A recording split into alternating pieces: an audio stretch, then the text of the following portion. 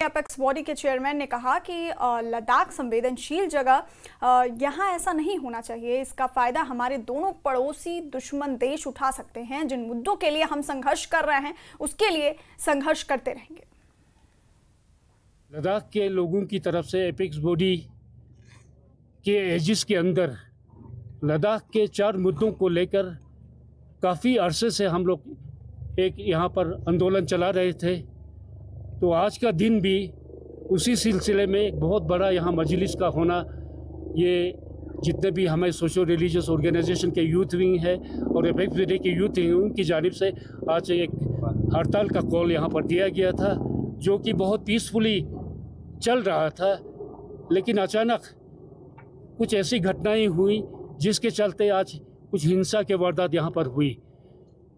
मैं पहले तो जैसा कि आप लोगों ने सुना होगा, इस हिंसा के दौरान 2-3 हमारे नौजवान वो शहीद हुए हैं हमारे कॉज के लिए। मैं उनको श्रद्धांजलि देना चाहता हूं और उनके परिवार के साथ मैं अपना संवेदना प्रकट करना चाहता हूं। हम ये भी आप लोगों को ये आश्वासन देना चाहता हूं और लद्दाख के लोगों को भी आश्वासन देना चाहता हूं, जो कुर्बानी आज इन युवाओं ने दी उसको हम ज़ाया नहीं होने देंगे।